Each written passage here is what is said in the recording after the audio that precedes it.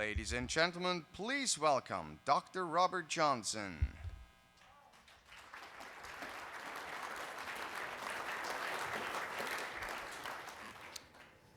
Good afternoon, and thank you for joining us.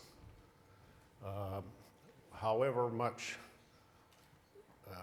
we've accomplished in a year, it still feels like we're falling behind. The velocity of change in the world right now is extraordinary, and the pressures on all of us to maintain our resolve and to continue moving forward continue to increase. The progress, which you can see with the written materials related to the development of the organization and grants and task forces, convenings like this in future, and our academic partnerships, most recently with London School of Economics and before that with Oxford University, are really not going to be the focus of my talk today. I think what's more interesting is that the introduction of INET into the world conversation on politics and economics appears to be, how would I say, engaging change in ways that you can see, such as Ricardo Caballero's paper called Macroeconomics After the Time of Crisis, to deal with the pretense of knowledge, where he speaks about how we're too far from the absolute truth to be specialized and to make the kind of confident claims that emerge from some sort of core that really is a local maximum rather than a global maximum. And he goes on to say that on the policy front, this confused precision creates the illusion that a minor adjustment in standard policy framework will prevent future crisis, and by doing so, it leaves us overly exposed to the new and the unexpected. More recently, the International Monetary Fund has had a conference on change in macroeconomics, and if you read between the lines, at some level, the fierceness with which they have applied their vision or recipes now is being drawn into question, and I think quite appropriately so. Olivier Blanchard led a conference there in early March. A number of our INET board members were participants in organizing and speaking at that conference. And so I believe the impetus to reorganization, which is really the basis on which we founded this organization, is now showing seeds, showing signs of moving forward, but albeit not quickly enough. In particular, I'll mention Robert Solo's fine presentation at the time of at this IMF conference on fiscal policy and on the disharmony that he sees in the attempt to bring science to the analysis of fiscal policy, where he states at one point in his presentation that those who see low multipliers, in other words, little impact, tend to be those that don't want to see the state there, and those that see high multipliers tend to be those that do want to see the state play a more active role. I always reminded of Joseph Schumpeter's comment when he asked what were the three things economics was about. And he said, oh, that's easy. Politics, politics, and politics. We're at a time right now where the notion of stability, last year at our conference we spoke very often about efficient markets and rational expectations and the flaw in that paradigm, or in each of those paradigms. And we were essentially, in my terms, addressing the notion of what you might call the illusion of market stability, of unfettered markets. This year, at this conference, we'll deal with a number of issues, global issues, that bring into question the effectiveness of governance, the effectiveness of our tools, and at some level, we're challenging what you might call the illusion of control.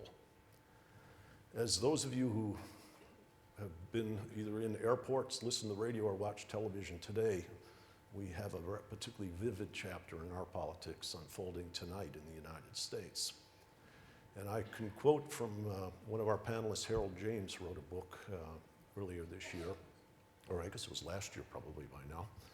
And in the book, he talks about, in the aftermath of a banking crisis here, which looked quite similar to a 1931 banking crisis in Europe. And he says, when a systemic economic crisis erupts, there is a possibility that it will lead to the elimination of political institutions that lack legitimacy or cannot accommodate the new stresses and expectations.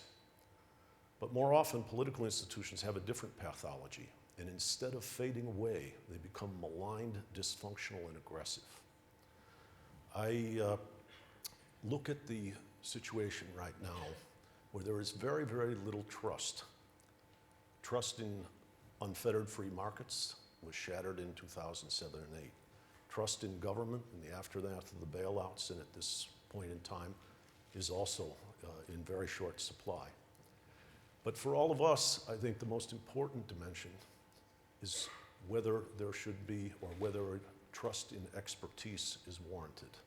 And I would say at the core of the mission of this organization is to make efforts together and to build a community which rebuilds that trust and creates a legitimacy for expertise. Those of you who saw Charles Ferguson's film Inside Job understand how would I say, unfortunate it was to see economists featured in an Academy Award film this year. But that was a very, very powerful criticism, something that I think we all have to take seriously. I believe if we don't take these things seriously, and also if we do not address our fears individually and collectively, we will be what T.S. Eliot referred to as the hollow men.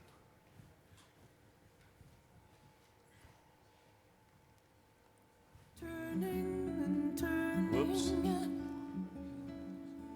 We got the wrong slide. I guess I would say that I'm practicing what George Soros refers to as fallibility.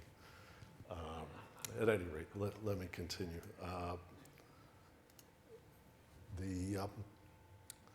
The question of how people work together and how they form a community, how they support each other, I think was most recently illustrated when Roman Friedman was in Europe and talking about his new book with Michael Goldberg, Beyond Mechanical Markets. And we saw many members of the INET community reach out, attend, support, and help to organize some amplification for that book and to fortify the very formidable scholarly effort that those two gentlemen made.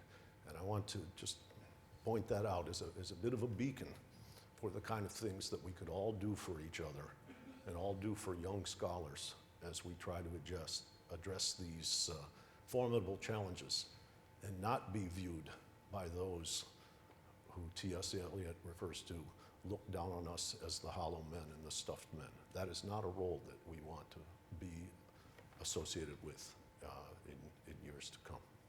That's not a reputation that we should aspire to. But it will take courage, and I do believe courage is a social process. I believe it is a collective process as well as an individual sense of determination. At any rate, my panelists have been very patient in sitting here, and so I think we should now turn to them, and let me try to replay the slide that was teed up incorrectly and introduce Anatol Koletsky, who will lead the next session. Thank you very much.